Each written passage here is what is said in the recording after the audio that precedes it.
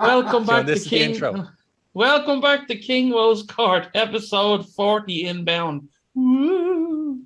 I have some mad fuckers with me this evening, and I've only discovered that. I have the boys from Restive Nation again on the show. It's great to see them. I have Keon. Did I say that right? Close enough. No. What is it? It's Keon. It's more the softer kind of. Keon. Like Fionn. It's like Fionn, but what I say. Keon and Neil. How are you, fellas? We're very well, thanks. Thanks for trying to keep quiet. Yeah, I don't believe that for a second.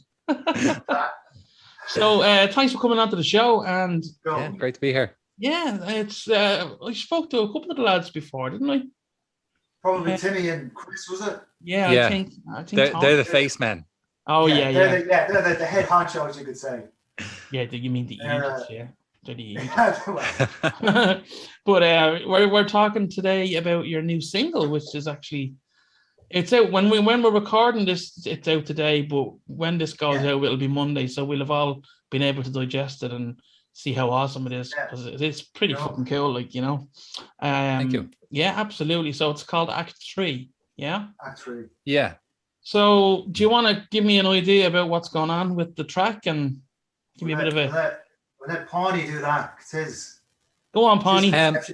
Yeah. So so this is the second single we've released. We dropped Revolt Reanimate there a couple of weeks ago with a video for that. Great track. And this is slightly different, darker turn, I think. But it's really just kind of about, I don't know, the despair I have going on the internet, and just the way people don't discuss things. There's no conversation, and it just feels sometimes like everyone's just being shitty on top of everybody. It's just, isn't it? Yeah. All to do with these as well, you know. Yeah, absolutely. Yeah. You come onto a bus and everyone's on their fucking phone or whatever the case may be. Crazy, yeah. I remember you just know they look calm on vacation, and the Japanese. I don't know why they always picked on Japanese people, mainly because they had the little Sony camcorders, and people would give out. Westerners would give out that they don't see. You haven't seen Paris. You've been looking at it through a viewfinder, and then 20 years later, you know, we're doing it. You know, we're all doing it now. Yeah, exactly. Yeah.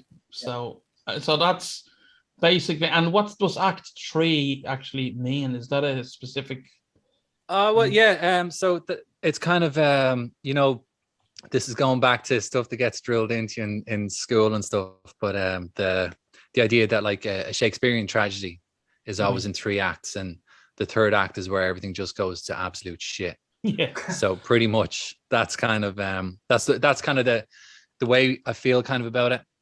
That like we'd go from kind of very rich sort of language and conversation, and then everything just kind of gets boiled down to like a binary response to everything, like a positive or a negative, a thumbs up or telling somebody to go fuck themselves. And do you find actually that it's the amount of social media and internet access and information has made people, I don't know what way to word it, softer maybe, I don't know. Do you know what I mean? I mean, less reserved by, is that what you mean? Yeah, more offended or something. I don't know. Oh, yeah. I think so, yeah. I think people get more triggered. It's that, and it is what, you know, when Bonnie was sort of discussing the song with us, is that dopamine hit, you know what I mean? As soon as you get, and it's that, and people are just kind of addicted. It's that they're kind of reacting to, you know, just get that next little, and it's a minuscule little buzz you get. Like it not an achievement. It really doesn't last. Sure doesn't. You know, I think there's a pressure as well that you have to take some sort of side as well. Like you can't just chat about something or discuss something. You can't ask somebody really about their opinion at times for fear of just it turning into kind of a tirade at you. Yeah. You know, it's almost unthought of or unheard of to say to somebody, well, like, why do you feel that way? You know, like you're supposed to know in advance. Yeah. It's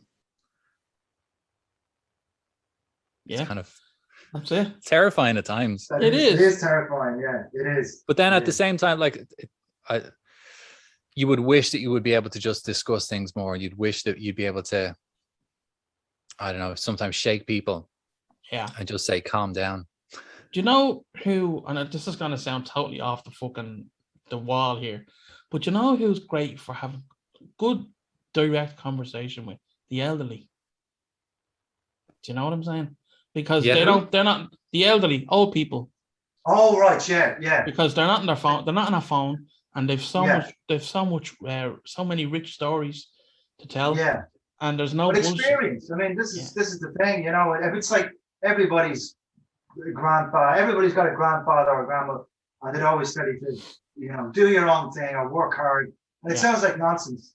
Or when the classic one is, 10 years ago by like that. And when you're 15, you go, you know, an afternoon is a lifetime. But they're right, like, because they've lived it and they've done these things and they've, you know, worked their asses off in a job they didn't want to do and gotten a, you know, golden handshake at the end of it and saw the folly maybe in that, you know what I mean? Yeah. So yeah, I think absolutely.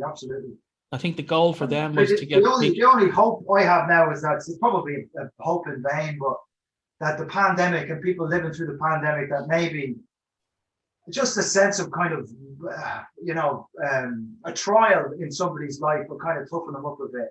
Yeah. I'm not sure that's going to happen because most of the time people are becoming more attached to their screens during that 18 months or 2 years. So God knows. And you know something, that's actually very true because, like I said, I've been on public transport all through the whole thing, and people are getting back into public transport, and all you see is in the face. You know, that's just on that, you know. But anyway, back to the song. We went off on a bit of a tangent there, didn't we? At least it generates debate. All right, calm yourself. So where did you record this, like remotely, or did you just go into a studio, or what was the crack with the way things are? So a lot of it, like a lot of the album was kind of like recorded kind of prior to the first big lockdown. Okay. So like there's a lot of parts that kind of we hadn't done. I think usually the vocals anyway are last to go in. But we kind of got into Track Mix Studio kind of at any of the points in between, really. You know, those weird little lapses in like measures, I suppose, where like you get, I don't know, you get 1 week of sunshine. Make Christmas, it count. I did remember we did a whole batch of recording around Christmas, just before sort of early December last year, you know. But it's hard to tell. Clue. I mean, time is a concept I'm not fully with. Oh, sorry, last Christmas, not the Christmas before. Just last Christmas just gone. We went up to mixture in December. I keep forgetting that we've lost more than a year as well. Yeah. You know, it could be any amount of time, really. It could be in a week, it could have been 6 years, you never know. But we recorded in Track Mix. Prepared, weren't we? Going in, everybody, you know, because I spent the summer more or less in the rehearsal room with Timmy, because I'm kind of the new boy essentially. Like I only I spoke with Timmy back in March of 2020. I mean, he spoke about joining the band, whatever, and then we didn't actually get a chance to go in to a studio then to play till the summer, maybe June. But then we lashed into it. Yeah. And so, and everybody was doing that at home in some way or another. And, you know, I remember myself and Bondi actually went in just to kind of demo things, just to record the drums, just for the heck of it, you know. And it's all pre-production. So by the time we got to mix it like that, you know what I mean? Yeah. Best way to do it is to make every second count, really, isn't it? Yeah, exactly. And especially nobody wants to be listening to it. It's one thing with maybe guitars or vocals, you can take your time, and perhaps you should take your time, but nobody wants to be listening to a drummer doing the same, getting it wrong for days on end, like, you know. Yeah, I know. Just 3 takes. If it's not done in 3, forget it. And Nick's great anyway. For kind of, he'll slip you in there. It's just, well, that's a bit. We'll drop you in there, you know. Yeah. So the answer to your question, it was recorded over lockdown. So we have a whole album to look forward to, is it? Is that the case? Yeah. Or That is the case, yeah. So kind of like it's probably like anybody following us on social media and stuff the last month or two, it's probably fairly evident that we have a second sort of single that we've released with a video. And there will be 5 more. Let me see. It's 2 more. There'll be a number of others. You just kind of 4 or 5, I think. Yeah. All with their own videos. So essentially, the majority of the album is going to be released over the course of the next couple of months. Good thinking. And then hopefully we will have an album then to give out to people. Brilliant. Sometime early next year. That's great. So are you releasing the album basically as singles, and then at a certain date it's going to be an actual album? Is that the way it's happening? Yeah. For the most part, yeah. Like there's a couple of other things that are going to be on there that kind of I'm almost as excited about than like the videos and stuff like that. Yeah. And this has kind of been the difficult thing of the last year. And I know like you can see with musicians that a lot of people are sitting on stuff that they have. Yeah.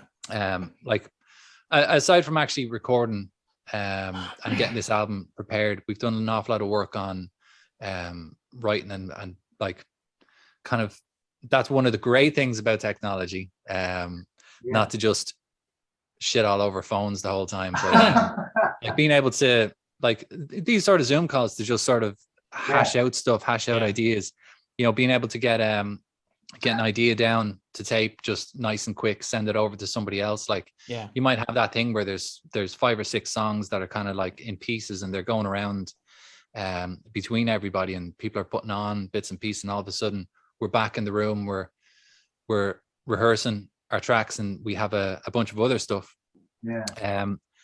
But you can see lots of other musicians, the same sort of boat. There's an awful lot of cool stuff coming out around Dublin and Ireland. And but then the downside is there's an awful lot of services and stuff that kind of we've had to avail of that are also very much in demand because of all the other musicians kind of with the same sort of thing. So there is stuff like that kind of, I suppose, going on in the background that maybe holds up certain things. So maybe there's stuff, I suppose, that you'd be scared to talk about because you don't know what the time frame is actually going to be, if you know what I mean. Because I mean, hopefully there's going to be a vinyl pressing. But so many bands want to bring out records on vinyl that, you know, we're kind of somebody's got to fit us in somewhere. It's that kind of a situation, you know what I mean? You can't actually book somewhere that will have it pressed and all that by the time, you know, when we want the record out. Like, which is crazy to think, you know. This is worldwide. Like Timmy's been, you know, on the phone for God knows how long, sort of trying to organize this. Wow. Loads of vinyl plants, they're just booked. Were there sorry, what was the question, guys? Wasn't it? We were just chatting. We just Monkey's fashion laptops at this point. We were talking about you were asking about when the record was going to be out, was it? Or... It'd be early next year. That would be the plan. There's a couple of smaller bits of music on that I think I was about to say I'm quite excited about then as well. Segues, but you know, there is like there's even like better stuff coming, and that's the other thing, as kind of like for our parts, we have 3 singers in the band. So sometimes, like Revolt Reanimate, all of us performed on it. And then we have a couple of other songs that are just like a single singer or something like that. So there's a couple that the other 2 lads do that, like, I suppose I get to fully enjoy, really, because I suppose I haven't had to put in that sort of amount of time and listen through to everything. And then like I can kind of take a step back as well. And I'm really excited for those tracks to come out. Cool. There'll be something now maybe next month that's I think gonna blow some minds. Okay. Um, I'm very So- interested to see what that's going to be like, because if I'm not on it, it's not Left going to blow that turns. many miles, you know? I'm joking. I'm joking. No, of no, course. we are like on the whole, we're very, you know, and this is where a bunch of cynics as well. Like I think we're all pretty proud of what we managed to achieve. You know, Good. good stuff. It's good. You Even if- have to believe in what you're trying to. You have to believe in what you're trying to, you know, not Oh, yeah, sell, yeah. but That's it. deliver. Absolutely, yeah. So that's good. Yeah. That is good. and enjoy the process as well. Yeah, exactly. Yeah. Yeah. Who Because put the you know, if you play music any length of time, you're going to be doing, you know, doing things. You're going to be asked to do things, and maybe, I mean, you'll put your heart into it when you do it, but it might not be totally. I know I personally, you know, you do things almost as it's a job. Do you know what I mean? Yeah. I mean, you'll love it, and you'll find a level in it that you kind of enjoy, and you've some level of, you know, where it's kind of, it's not just one drum. It's you know, it's worthwhile doing. But to be able to kind of do something like, you know, this is the, I would listen to this. You know what I mean? If I wasn't on it, like, yeah. And that's cool. always the tester, Nailed it. isn't it? Yeah, that's always the tester. If will I listen to this? Yeah.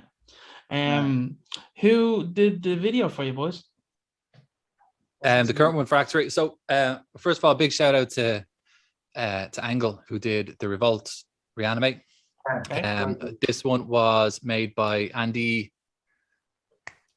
What's it? Heavy metal hard. Is not the name of the. No. Oh,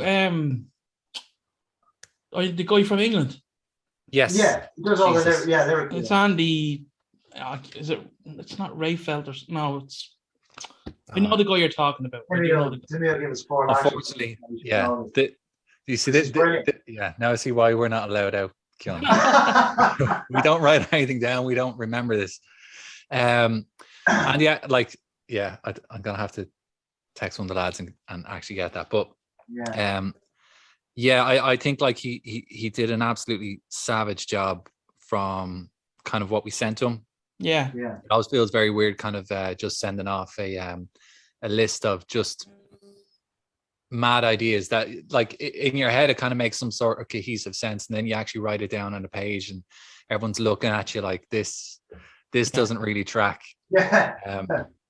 But he's done more than one, and like his work is absolutely stellar. Isn't it? It's very metal art, I think, isn't it? Sorry, very metal art. That's the one. Thank Yes. you. That's it.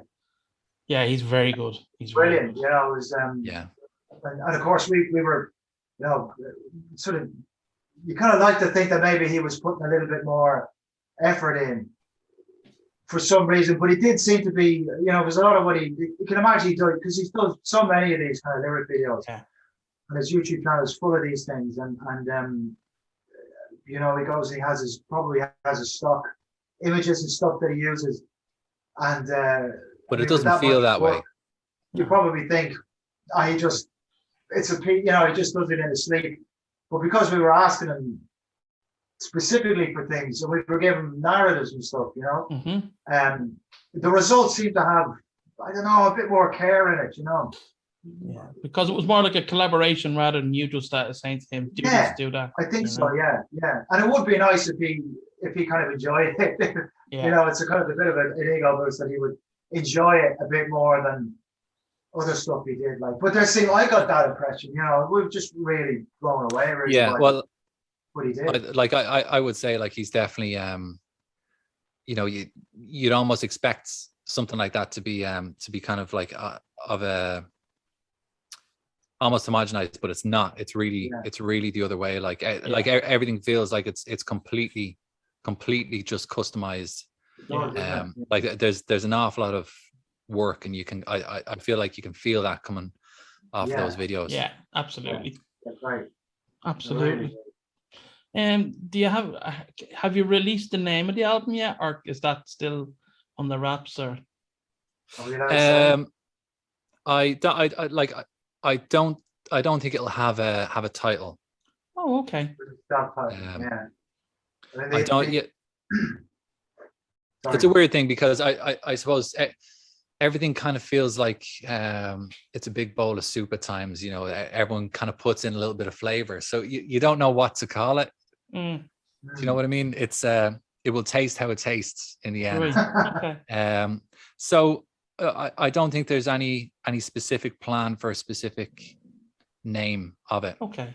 But having said that, we don't actually have an album in our catalog anyway. So I'm not sure if this like it needs anything. Right. Okay. Yeah. Interesting. That's Big very number one. interesting. I don't know. Well, that's very, very. What's the word? It'd just be self-titled, I suppose. Enigmatic. Sometimes self-title just works just as well, doesn't it?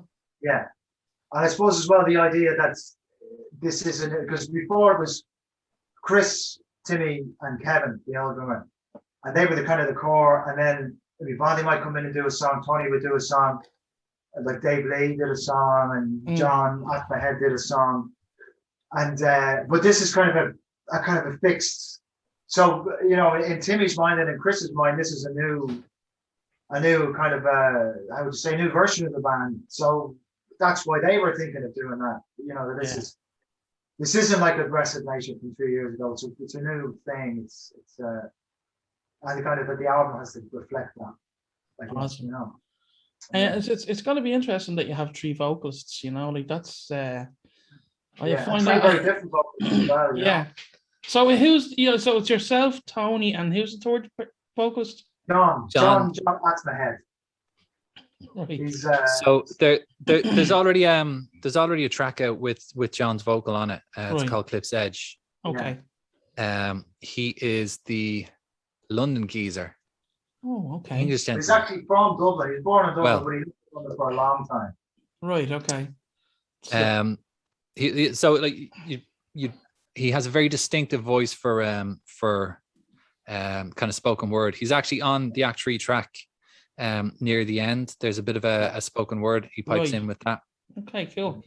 So it was actually nice. Actually, Tony features in that section as well. And that's one of the great things, I suppose, as well, having additional vocalists that do like I feel like the 3 of us do wildly different things. Yeah. But it's absolutely great then to kind of be able to pull to that. Then it's like we're in the studio and it's something's happening. You kind of get a little quick idea, and just all you have to do is just look across the room. You know, would you ever put a vocal on that bit there? I think it sounds savage. And then 5 minutes later it's done. And it's great to just throw in that sort of stuff, because like what the lads do is not remotely in my wheelhouse, and it's just like there's just kind of a gravitas that they bring towards that sort of thing. It's lovely to kind of have as well. Yeah, it's a nice luxury to have, really, isn't it? Yeah. We're spoiled for choice. Yeah, I don't have that luxury, unfortunately, in my band. It also means you can kind of take a bit of a sneaky backseat for a little bit. Yeah, that never happens. That never happens. I have a guitarist in my band who has a fantastic voice, but every time he says, I'm going to sing, he won't sing. It's like he just, oh no, I'm too shy. It's not that he doesn't say that now, but you know what I mean? It's like every time I think, great, we're going to be able to do this shit. And then he's just like, no, I don't want to sing. So, you big pansy, you know? Yeah.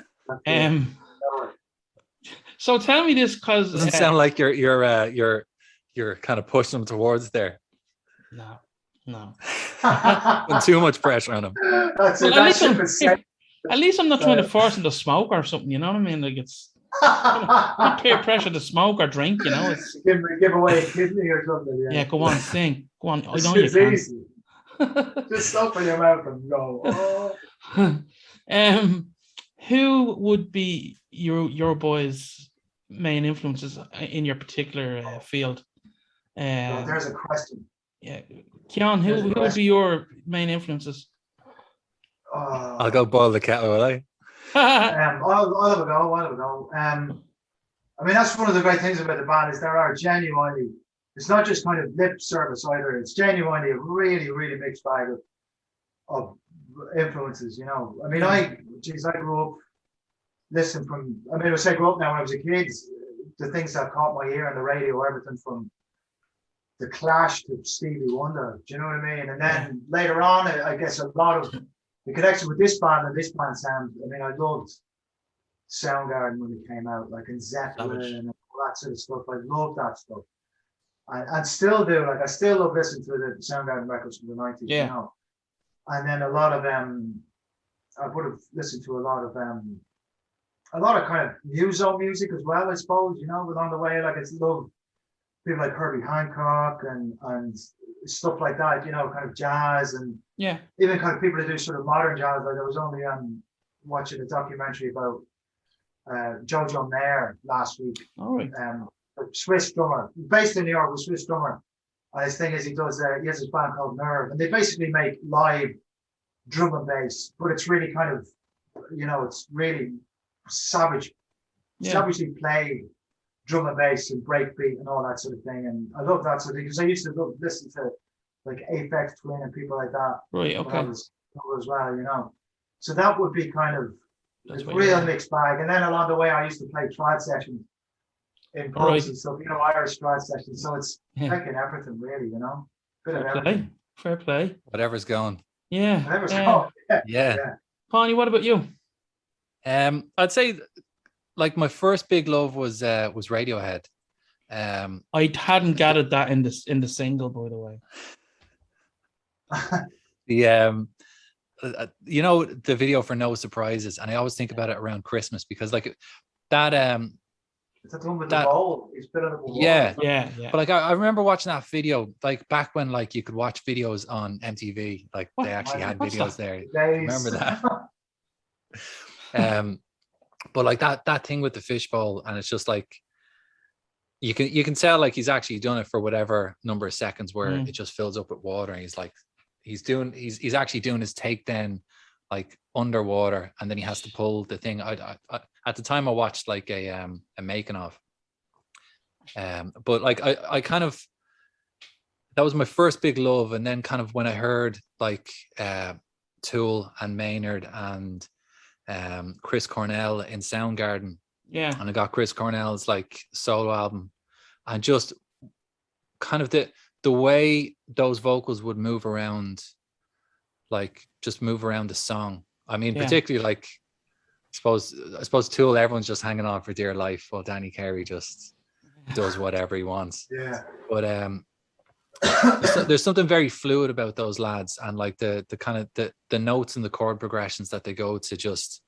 really resonated with me, because Soundgarden I always felt were they're a very dark band even when they were being upbeat. Yeah, very. And there was just something that I found very common about listening to them. So just those sorts of vocals, I think just anytime I hear something like that, I just something odd, something with an odd meter, I just love it. Yeah, a good vocalist you like. Yeah, well, bad vocalists with good meters as well. just odd bits and pieces. Like Nick Cave, he's not a great vocalist. No, but he's an amazing deliverer. Yeah, like you believe him. Yeah.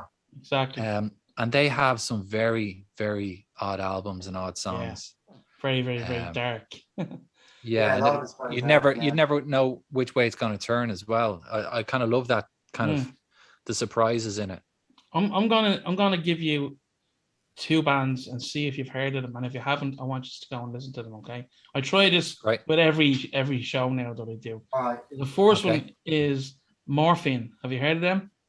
I have heard of Morphine. I haven't heard them in a long time, but I know Morphine. Yeah. Check them out. All right, that's one. And the Tiger Lilies. Tiger Lilies, that's familiar as well, but I don't think I've. God knows, you know, you just catch. You'd be at a party or something, and you'd be the worst for wear, we'll say.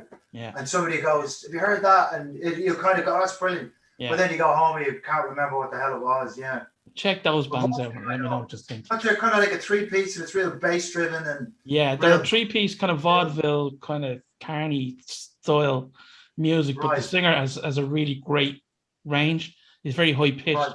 It's almost stage like, you know. It's very interesting, very dark. But Tiger lilies. Okay. All right. So, boys, I think for now we'll leave it there if that's all right with yourselves.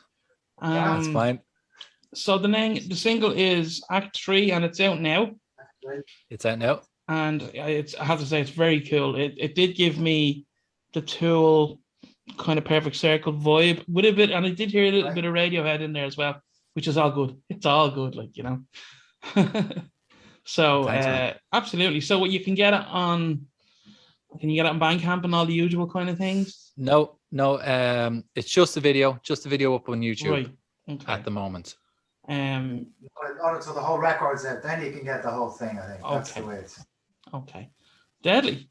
So, gentlemen, it's actually been great chatting to you. Yeah, it's flown by. You don't have to lie. There'll probably be nothing you can use. Just good job we didn't swear too much. Like, No, you calm down. you can say what you a want. second of usable material. There's only going to be two boxes rather than three. Pony in this. Don't worry. I'm only kidding. Oh, did I turn my thing off? No, I was saying it's going to cut you out of the whole thing. You're gone. Ah, jeez, I thought There'll only be 2 minutes. 2 minutes of actual talking. Right, gentlemen. Thanks again for coming on, and that's all right. Cheerio, see you. No, don't go. Don't go. Not gone yet. No, don't go. Jesus. Just listen for a second, please. He's so not used to this, is he? And usually I'm drunk by this stage. You know what I mean? I'm having a Zoom chat with my buddies, and I'm a few bottles of Tysky worse for wear. I'll tell you. I might have to do a now podcast with you on your own, man. I really do. I think I will. No, you don't. I know. Well, I might. But anyway, for now, that's us from KingWoes Court. Thanks again for coming along, and I hope everybody goes. Thanks for having us. Absolutely, anytime. Hopefully, the boys check out and the girls check out the single, and it's, as I said, Act 3, and it's available now. Adios, amigos. Thank you, dude. See you now. Bye.